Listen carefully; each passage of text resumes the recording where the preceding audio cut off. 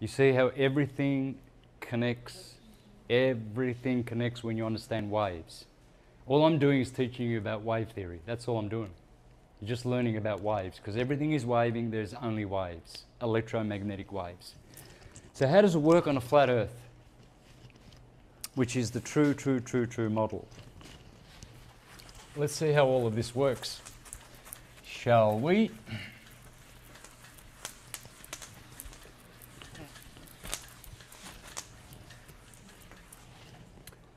So this is the Arctic Circle here. This is Tropic of Cancer. This is the equator, running right through Ecuador. And look at us at the Yucatan Peninsula. Actually, that's wrong, because the Tropic of Cancer is slightly above Mexico City. So we are right here on the Yucatan Peninsula, right there, and they've got the Tropic of Cancer here. It should be here, on this side. But it doesn't matter. The point is, the sun is doing this.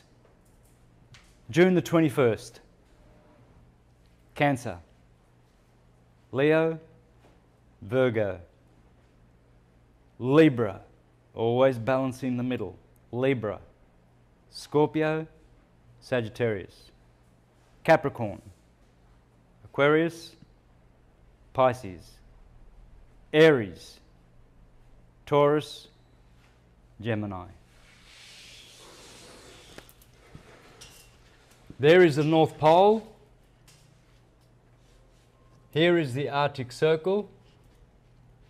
Here is the Tropic of Cancer. Here is the equator. Here is the Tropic of Capricorn. This is what the sun is doing. It is a known fact that the sun is further away from the Earth in June in the Tropic of Cancer than in January in the Tropic of Capricorn. The globe theory people tell you that it's 5 million miles closer to the Earth when it's in January Capricorn than when it's in June Cancer. So what's happening is, on the flat Earth, this is what's going on. Cancer is up here, the equator is here, and Capricorn is here, like this.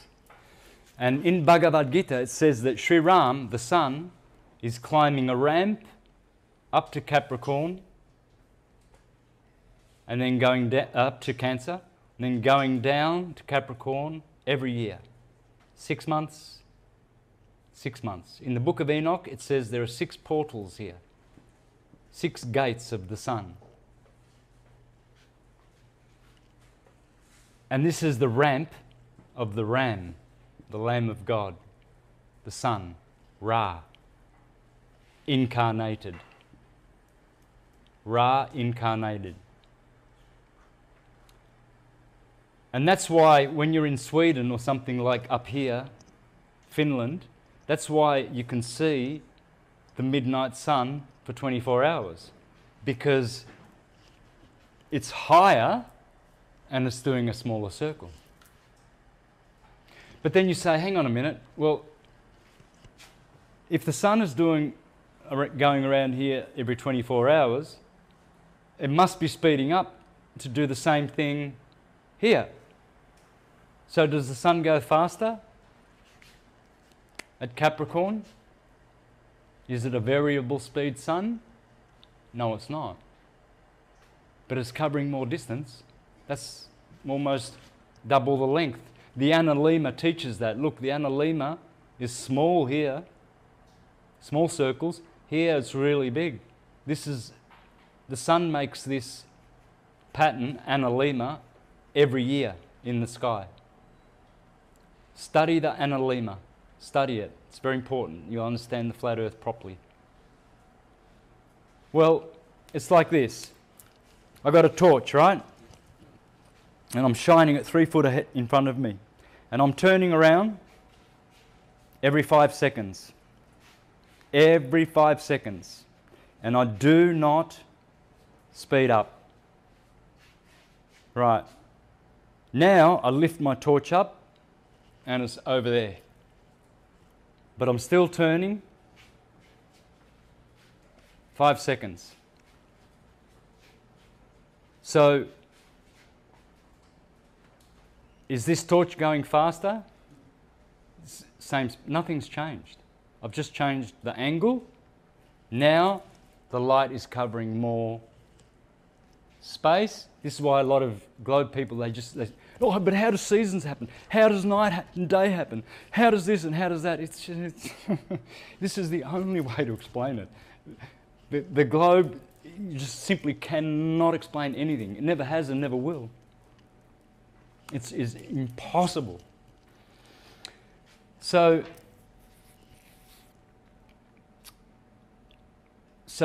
that's why when you are in, say, Boston over here, you have to look south to Argentina to see the sun coming up in the east and setting in the west. See, when the sun is here, the sun is local. It's only about 60 or 70 mile high. So it's shining electromagnetically in this area. And as it goes around, it brings the light with it. And where it cuts off is called the delineator. I've seen the delineator. I was flying from Perth to Melbourne in 2002.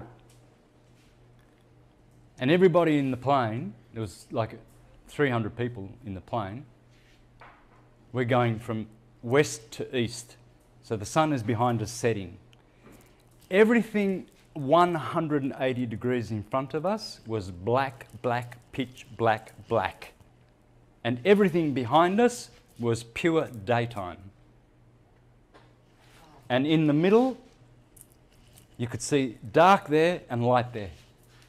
We saw the delineator. You see, I know how it works. Pilots see this all the time. There's photos all around all the time about people saying, hey, look at this, man. It's night over there and it's day. What's going on? I've seen hundreds of these videos. Because, see, the sun is local. That could never happen if the sun was 90 million miles away. It could never happen. I've seen the delineator. And what's more, what we saw as well was a rainbow. A rainbow on the flat earth, starting where the black big ended and going all the way around. All around behind us was a rainbow on the flat earth. Now, rainbows arch, but they don't bend. You know what I mean? A rainbow has an arch, but it won't bend this way, right? That proves that the earth is flat. We saw a rainbow right on all the way around. It was the most crisp, most beautiful rainbow. Everything in front was black, everything was light, and there was a rainbow on the flat earth. And besides, I looked out my left window and the horizon came up to the middle of the window at my eye level. I looked out the right window and the horizon of the earth came to the middle of the window at my eye level. Where's the slope? Why is the earth come? I'm 45,000 feet high and the earth has come up to my eye level to meet me in the sky. That proves that the earth is an infinite plane. That's why it's called a planet. It's a plane. All right, let's move on. All right, this is the wheel of all the festivities. We're gonna go through some of these festivities. You'll notice that most of them are hubbed around the cardinal signs, like Christmas in the winter solstice, all of these celebrations, Easter, Bikram, Sakura, the Japanese, you see, and then I should have, this hasn't been filled out properly, but here there's tens and tens of Jewish festivals. They love this month. This is their month because they are Saturnian, and Christians love the East. That's why all the cathedrals face the East, and they are solar worshippers, whereas Jews are Saturnian worshippers. It's not about good and evil. We've gone past that, right? Okay. So let's have a look at some of these festivals. But before we do, there we go. We start the year with the March vernal equinox. That is Easter.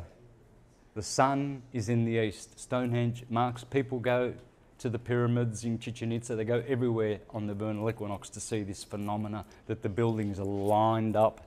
Now, if we're flying at 650 million miles an hour, according to the Jesuit liar Copernicus, how can this be happening every year?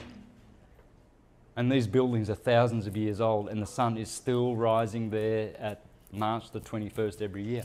But does it work with a flat concept? Because the Earth is stationary. Because the Earth it never moves. Can you feel it moving? If it were travelling at 650 million miles an hour, which is 870,000 Mach,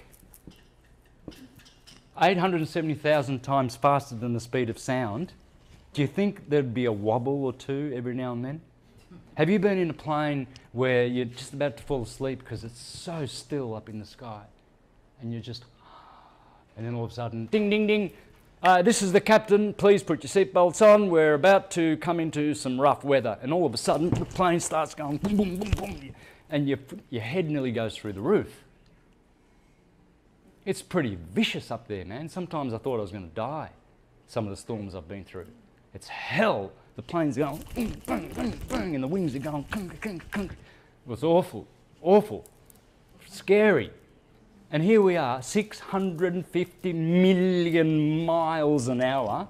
First of all, we're rotating at 1,045 mile an hour rotation. 666 miles an hour orbit. Third motion is 550,000 mile an hour. Our sun is going around the centre of the Milky Way galaxy. And then 650 million miles every hour, we are being displaced through space 650 million miles every hour, and we never, ever, ever see any new stars. The ones we're coming to aren't getting brighter. The ones we're leaving behind aren't getting darker. Aries still looks like it looked like when the Egyptians first recorded it 450,000 years ago. Same shape. Yeah. And supposedly this star in Aries, Sheridan, is 8 light years away, and this one's 60 million light years away. You would think there'd be some parallax, wouldn't you? You know what parallax is? So if I get my computer and that sister lined up, straight line, that's called a syzygy. But this, see now we've got a triangle, that's parallax. Because what's closer moves. See, when you're in a train, the trees in the field, in the paddocks, the trees are going fast. But the trees on the mountain, you can watch them for an hour. They're not moving because they're far away. But these ones, was that an eagle? Was that a hawk? You can't even see it. It's that fast. So if we're travelling at this speed, thank you Jesuit liar and Newton, Copernicus and Newton and Galileo and Einstein, why don't we have parallax between this star, which is so close to us, and that one which is billions of light years away? Why isn't there any parallax? Why isn't there no triangulation? This is 450,000 years of recorded history, guys. This is checkmate for the globe. It's just checkmate. And yet people can't, they see this and they say, oh yeah, but, and then they fly away. They run away. There's no answer for it. But it's already checkmate. It's impossible. We would see random stars every single day. Now, if you're a God believer, I would say, God, you get the sack. You are the most boring. You mean to tell us you stuck us on this sod of dirt that's flying at Mach 870,000 Mach, and you're not going to give us any other new stars other than Aries, Taurus, boring Gemini, boring Cancer every freaking year after year, and they never change shape and they never go. It's always the same, every year. You're sacked. And what about the Big Bang people who, you know, are godless? What about them? They must be disappointed too, because they believe in their theory that they're travelling at 650 million miles an hour, and yet Polaris is still there, and it's not going to move. It hasn't moved forever, and it never will move, because it's in the middle of the dome, and it's where Brahma lives, Jehovah, and where all the blessed gods live, at the very top in Polaris. Polaris, Sirius, and Alcyone are the three most important stars that you must know. Alcyone is the throne of God. It's one of the 7 stars of the Pleiades. Sirius is the brightest star of the sky and is the mother of our sun. And Polaris is here, top of your head, according to Chinese acupuncture. In Chinese acupuncture, they say that this point here at the top of your head is Polaris. And guess what? This is a dome, isn't it? And you have an abdomen here. And you have a thorax, which is a torus field. And how many discs in your thoracic? 12. And how many knights does King Arthur have and his round table? And who is Thor? It's Zeus, Jupiter Zeus, which is shortened to Jesus. And how many disciples does Jupiter Zeus, Jesus have? 12. It's all the same. Jacob has 12 sons. Israel has 12 tribes. There are 12 copper calves holding up the molten sea in the tabernacle, 12 loaves of bread on the table of sacrifice. There are 12 pillars in the temple of my God. And Josephus, and both Josephus and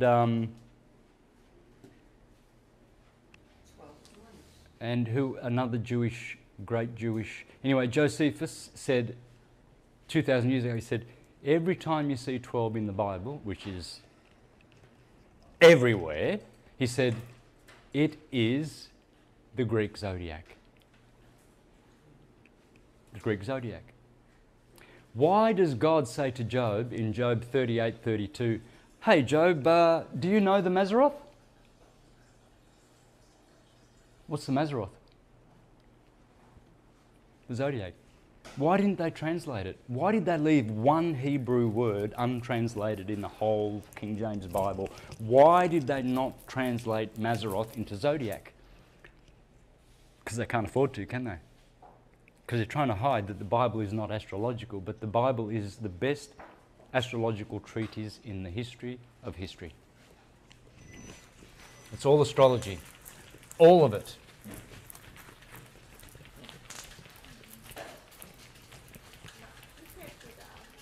Huh? Who kept it out of the translation? Who kept it out of the translation? You said they kept it out. Who translated it? Is that what you mean? The word Mazzaroth? Oh. The liars and the deceivers. Who are they? The Jesuits.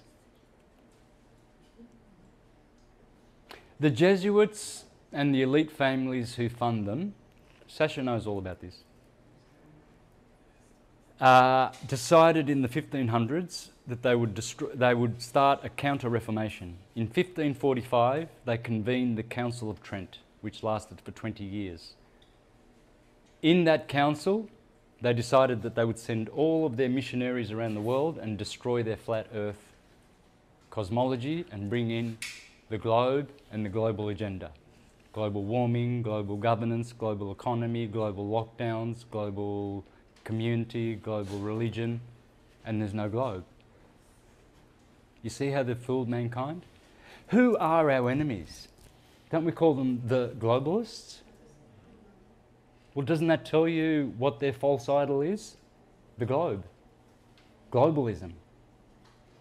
And here the Mayans, they laugh. I talk to the Mayans about the globe and stupid freaking Europeans.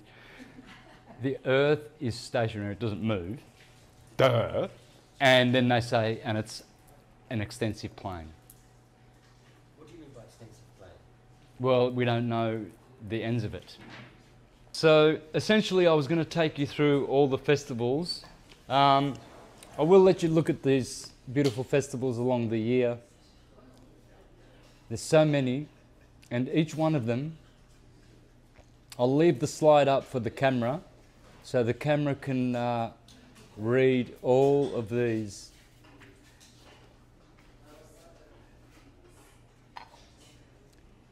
All of these have a very, very special meaning on the ecliptic, folks. None of these festivals happen by chance. None of them. They all equate to a specific day, a specific time of the year. And I'm going through the whole year here, friends. If you look at my Sacramento presentation, I did this one in Sacramento on my YouTube channel. So I'm just going to quickly do this for the camera and then we'll get some questions.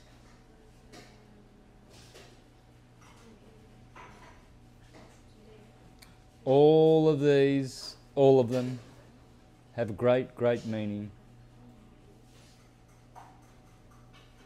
The great holy days of the year.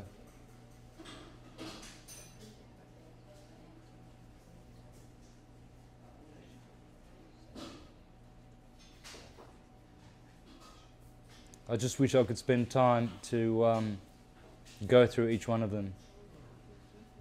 But I will be doing these exclusively for the Syncretism Academy. These will come out and every slide will be dealt with extensively. So you can learn about the ecliptic through that.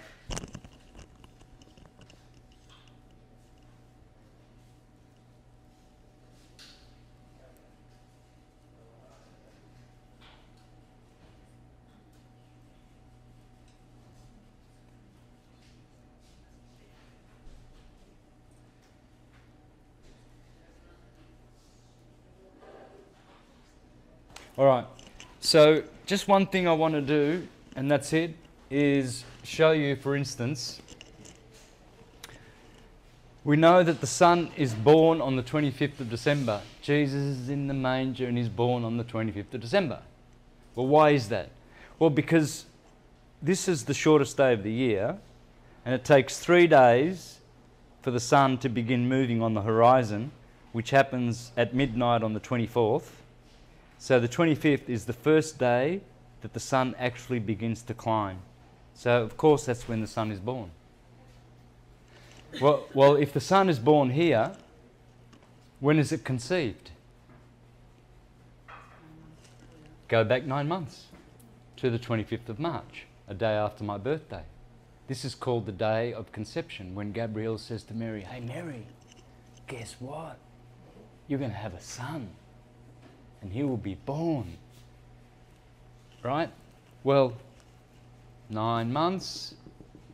After 6 months, what happens in the womb? The baby drops, doesn't it? It drops. There you go, there's the drop. And then it's born here. The mother of Jesus. She's conceived here on the 8th of December, the day of the Immaculate Conception of the Virgin. Well, when is she born then? The 8th of September. The Nativity of the Virgin. Conception of the Virgin, Nativity of the Virgin. Conception, the day of conception, this is called the 25th of March, the birth of the Son. Here's another one. John the Baptist, Jesus' cousin, he is the summer solstice. Jesus is the winter solstice. In the scripture it says, Jesus says, he will go on, John the Baptist says, he, referring to Jesus, he will go on increasing, and I will go on decreasing. It's just talking about the ecliptic. That's just two examples. I could show you millions of examples. For instance, this is the day of Mary Magdalene. Well, the moon rules Cancer. And the last day of Cancer is the day of Mary Magdalene.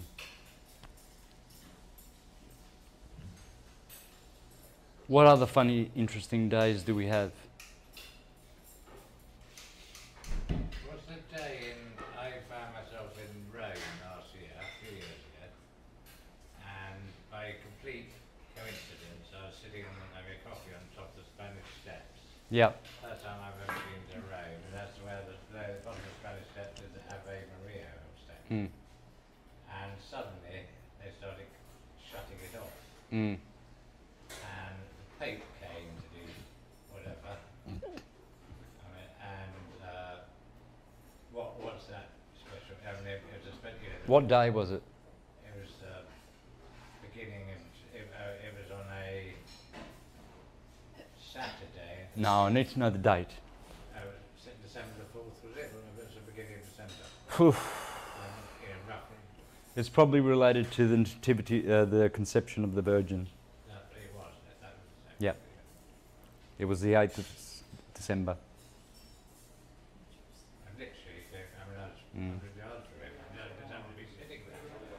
See, the 15th of August, this is Virgo the Virgin, Mary. The 15th of August is the day called Assumption. In other words, she goes up to heaven. Well, why is that? Oh, simple. Because that's the day, the 15th of August, when Virgo disappears. The last star of Virgo disappears on the 15th of August. So she's assumed. But then, a few weeks, 3 weeks later, you begin to see the first stars of Virgo again, and this is when she's born. You see? The nativity of the Virgin. She's born again. It's all about Virgo. So, it's every... I've got hundreds of them, hundreds of festivals in there. I just haven't had time to come up to do them.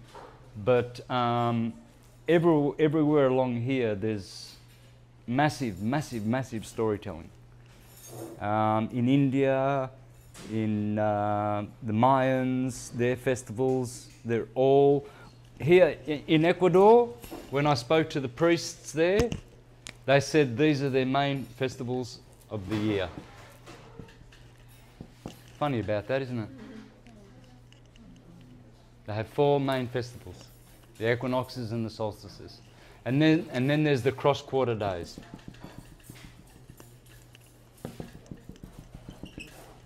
And they also are portals. That's why the elite, they always have their rituals on those 8 days.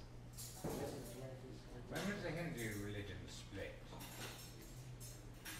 Like with the Sikhs and It's about 500 years ago, I believe, but I don't accept history anymore, as we're told. I think they've always been around. So we're always told that there are 2 different calendars, the Roman, the Julian. What does that do to all the dates and the schematic of this? Well, the JC calendar, Julius Caesar, is Jesus Christ. It's the same person. Julius Caesar is betrayed by Brutus. Jesus Christ is betrayed by Judas. Julius Caesar is a popular hero. Jesus Christ is a popular hero. The calendar is called the Julian calendar. It's also called Anno Domini, the year of the Lord, AD. So they both have the same. Secular people call it the Julian calendar. Christians call it the calendar based on Jesus, both JCs. One dies in 44 BCE, one dies at 33 CE. One crosses the Rubicon, one crosses the Jordan. They both die on the Ides of March. Both died on the Ides of March. You see, Francesco Carrotta, an Italian historian, he's written a book about it. Julius Caesar is Jesus Christ. And you can watch him on YouTube, you're talking about it. You can see how he proves that whatever Julius did, Jesus did. It's the same archetype. They just appropriate the Gospels and Romanize them. Once they were Egyptian, once they were Babylonian, once they were Zoroastrian. Now they're trying to make a new age. And they're going to try and change the cosmology again to suit the new age. But it's all based on the eclectic. So the actual figures didn't really believe? Jesus didn't believe? No, of course not. It was just the stories that came from all these astrological Yeah. constellations and everything. Yeah, that's Jesus and the 12 disciples. That's Arthur and his 12 knights. That's Jacob and his 12 tribes. Smoke and mirrors. Yeah, it's obviously not history. It's a gospel. So if it's a gospel, well then it's a fairy tale. Can I interject briefly? Yeah. There's also a lot of evidence that indicates that, for instance, when the Babylonian priesthood or the arcane priesthood are going to try to concoct a new religious mythos in order to indenture another wheel of civilization into a religious complex, be it Islam with Muhammad, who we know existed, with the Hadith of the Surah, and he was a real man of his time. But they can retroactively apply a whole bunch of archetypal things to the life of that man, co-opt that man's life. He made it a prophet or a seer or an oracle or a shaman. Jesus of Nazareth may well have walked as a man on the Mount of Gethsemane and in Nazareth and what have you, and been a good man and taken on battles and all the rest of it. But the point is, whatever that was historically was co-opted retroactively and then constructed into the perennial mythos. That's what Santos is saying. It's a cyclical thing. Whether you're talking Osiris, you're talking Krishna, you're talking Siddhartha, Buddha, you're talking Mohammed, you're talking Jesus, you're talking Moses. These are just the same old. Yeah. The story of Krishna is a carbon copy of Jesus, right? Yeah, but there's not just those half dozen. There's 30, 40, 50, 60, 70 archetypal religious parallels that we can look at from different cultures. Yep. That all use exactly the same archetypal metric that Santos is illustrating. Yep. Yep, exactly. When you do your comparative study, then you will see this. That's why each church does not want you to read other books. When I was a Jehovah's Witness, it was prohibited to read books from the deceivers. Only read what the governing body publishes. Go and check out Jehovah's Witnesses, right? Check out Jehovah's Witnesses and governing body and have a look at some of those guys talking. And you'll see pedophile tattooed on their foreheads almost. You'll see that's a pedophile, no doubt about it.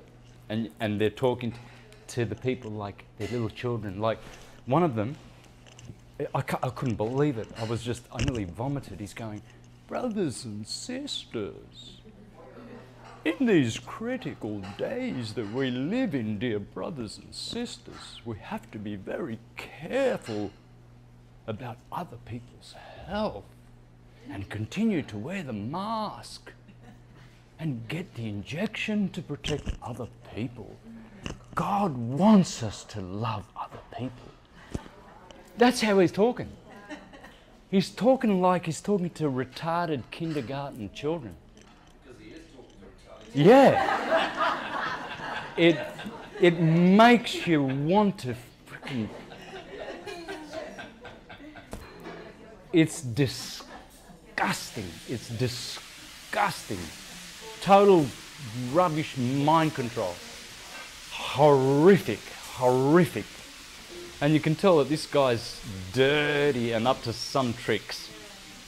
Once, one of the brothers from the Bethel headquarters followed one of the governing body home just to see, you know, let's follow him. And he stopped by a bottle shop and walked out with $1,000 worth of whiskies. He followed him in the, he was watching him and he's whiskey, big boxes. And he's carrying all these whiskies out. One of the governing bodies. Governing body. So what do you say to the folks that believe they're ascended masters? Well, they are. Some of them are, yeah. Yeah, of course. Some of them aren't, no. But I don't think, for instance, is that Osho? Is that his name? That guy? I've seen him hugging and kissing Klaus Schwab. Hugging and kissing Klaus Schwab. So they are like deceivers. The Dalai Lama, I've seen him in compromising with Jesuits. I've seen him in, you know, they're not ascended masters. He's a fraud, isn't he? Hey, they're all frauds. And Gandhi was a bit of The Pope, wasn't Gandhi a bit of a fraud? yeah. Yeah. He was he like little guy. Yeah. Oh, yeah. Mother Teresa, she was people trafficking. She was murdering those kids, not saving them. One knows that acquiring proper knowledge and research is absolutely critical. Yeah. But how about things like moral ownership and how to decide when to take proper action? What do you think about that? How does a person come to a right decision? Things that aren't written in books. Things that start from when you're here. Yeah, well, I guess everybody has a certain amount of goodness. Everybody has love. Everybody has hate. Everybody has intelligence. Everybody has these divine gifts. It's how they have developed these things that mitigate how good or bad their decisions are based on their evolution. So you can't, you know, be in the position of a judge when you see someone doing something that you wouldn't do. For instance, I wouldn't eat meat. I haven't eaten meat for 13 years, but I'm not going to judge someone that does, because most people do, and I love those people. But other things like, for instance, I wouldn't drink alcohol, but if someone wanted to have a glass of wine with their meal, bless them. That's beautiful. It's magic. You know, be blessed. But for me, I wouldn't do it. Like, it would hurt me to do that, to get involved with alcohol or something like that, right? So it would hurt me. It's not that I'm better than someone who doesn't. It's just that that's where I have arrived. So with more knowledge and more understanding, there is more onerous duty to be a role model or to, you know, be exemplary. Excuse me. Yeah.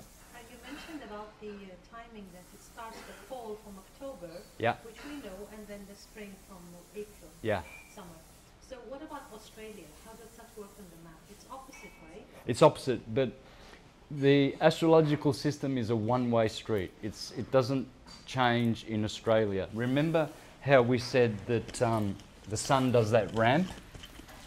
See, this is why tropical astrology is the only system that is 100% correct. Sidereal precessional astrology is not. And I can prove it to you by showing you how you can tell people's sun sign by looking at them, and it only works tropically. Only. When I go to India and I say to someone, "No, you're a Scorpio," and they say, "No, I'm Libra.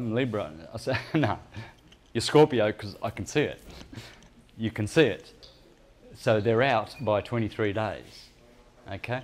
And so because the Tropic of Cancer is up here, the equator is here, and the Tropic of Cancer is down here, and there's the Earth, and the Sun is going up and down this ramp.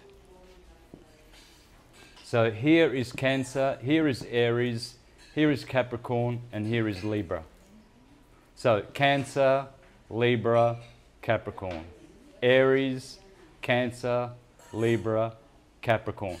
And so this determines, this climb and the degrees in which the Sun changes every day, the nature of its magnetic energy emanating to the Earth is what determines what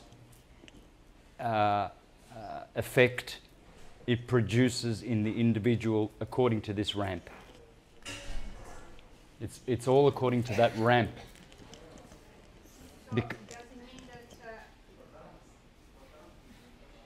mean that I don't know how to formulate this question. Does it mean that then it doesn't matter that we believe or believe that the flat is Earth, the Earth is flat or is round? It won't change it.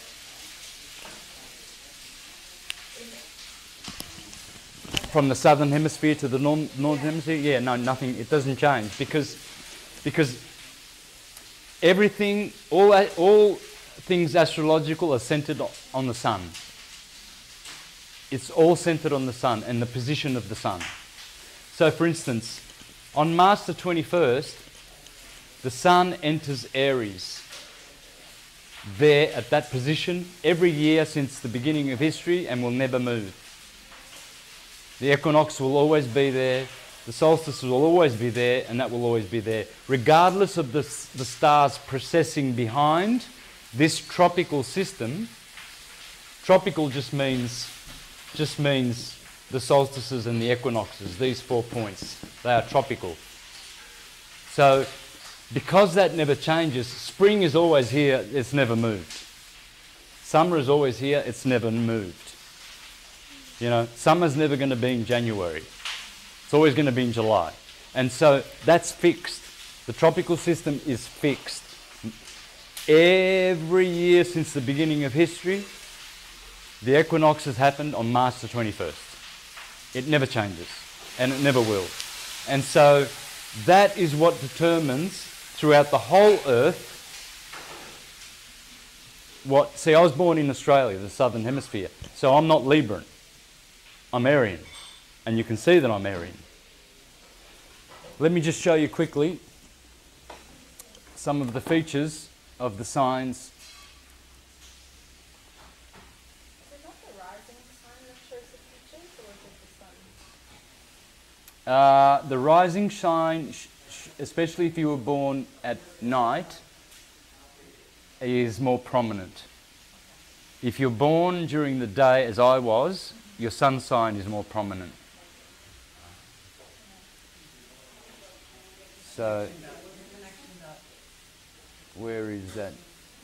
No, not the one.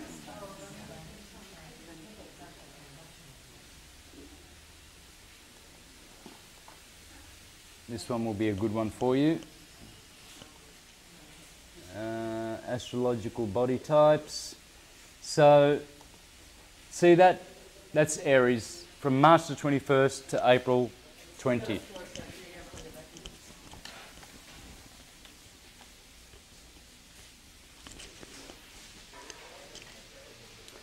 First I'll go through all the... See the Aries? The ram. Hugh Hefner. You can see the ram. You can see the Mars iron. You can see the ram archetype in these people. Look at the Taurians, how different they are. Oh. See the more Venusian eyes. There's more the bull, the big necks, the earthiness. They're more earthy. Aryans are fiery. Huh? Oh, I get it.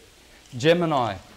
They've all got the skewed facial twin face. You see, one eye goes one way, one eye goes the other way. These are all Geminis. The skewed facial look, you can see that happy, cheeky look about them. Cancer, you can see the moon, you know. You can see the moonshine. Those really penetrating moon eyes, the round heads, this big forehead. Leo, heart-shaped manes. They've all got the mane. The jaguars, panthers, cheetahs. Stanley Kubrick, Leo the lion. You see, you can see it. You can see it. And then, of course, you've got to factor in their rising signs. Virgo, you know, they've got the Virgos also like Gemini, skewed face, very gypsy. These are the most gypsy people. These people are very, very, you know, like hermits and eclectic, very eclectic people. Really sort of, for women, it's a beautiful sign. It's gives them great beauty. Sophia Loren, you know, all these. Libra, round heads, vertical, horizontal eyebrows, V-shaped smile, vertical dimples, perfectly round heads. My son's Libran. I've got the long Aryan head. My son's head is about half the size of mine. And it's round. Perfectly round Libran head. Because it's balance. It's Libra. You can see the Libra. You can see it.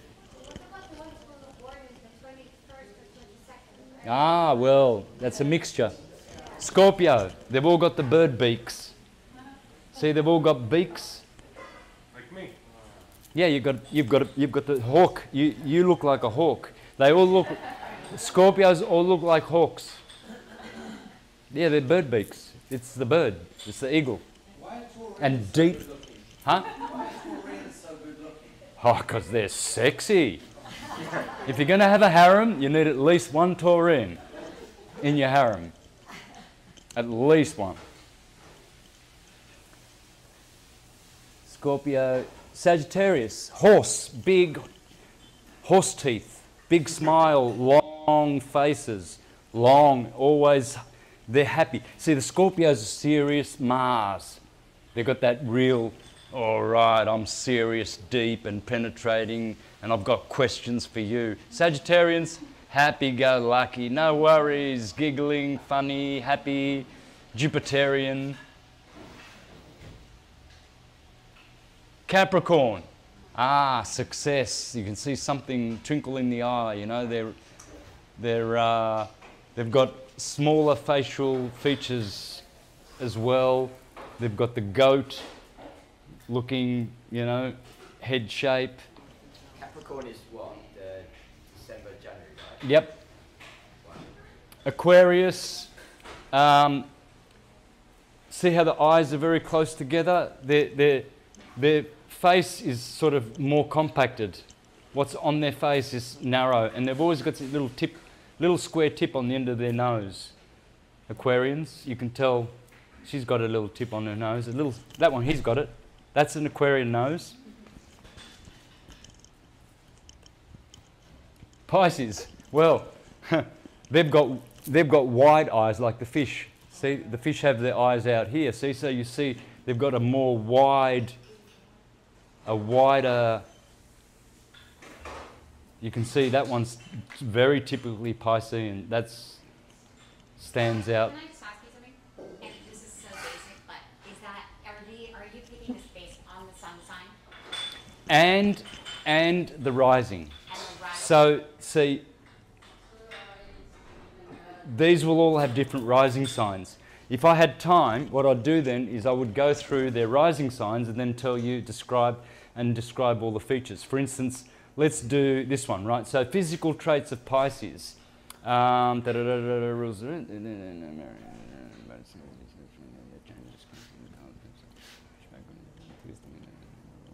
No, nothing there. Let's go to here. So, facial features. The facial lines all seem to run to the bottom, sinking to the feet below.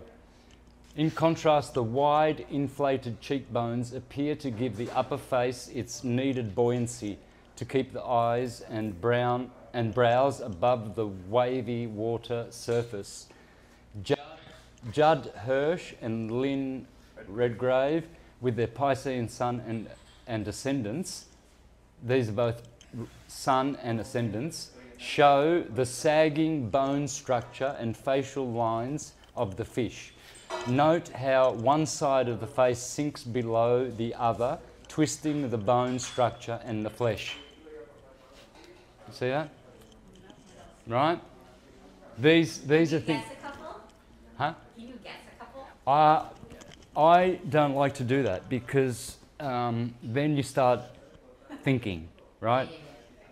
How I do it is I'm with someone, right? Having a coffee or something, and all of a sudden I go, "You're Aquarian." It just jumps out. You've got to get a feel for it. If you start thinking about it, there's many factors. For instance, you called me right away, I remember. Yeah. You said right with Scorpio. I've called many people straight away. It's straight away, instantly. Yeah. But if someone says, or guess, Yeah, it just puts an element in there that, yeah. All right. What? Time up. Oh, okay, we're finished. All right, guys. Thank you. Oh, by the way, one more thing, guys. Hey, I've been taking this black oxygen, and it's the best thing I've ever done. This comes from 60 feet under the ground. It's got over 70 minerals, and for graphene oxide, this is your best thing to clean your body from what's coming. Black oxygen. I've got it available on my website, Universal Truth School. It is, have you noticed my hair's gone a bit darker? I'm putting it in my hair. It cleans out parasites. And cleanses out the whole. the good thing about it is it kills fungus and parasites. So what happens is, with people who have a lot of parasites, is when they eat, the parasites get all the nutrients and leave the poo behind, whereas this goes straight into your system, kills the parasites, which bypasses them, and mineralizes your body. So it shortcuts it. This is, look into it. You can do the research on my website, universaltruthschool.com. Black oxygen. Is it a powder? Powder. It's powder. It's You can mix it into like Water. just water. Here, I'm drinking it now. That's taken from 60 feet underground on an ancient seabed in Canada. Sorry, ancient lake bed in Canada. So it's as clean as it comes. Because we are getting attacked, guys. Graphene oxide and hydrogel is in everything. When you look outside, you look in the sky right now, chemtrails everywhere. Bombarded Yeah. here. I Yeah. didn't think it was this bad here. I think this is going to be a savior. Look into it.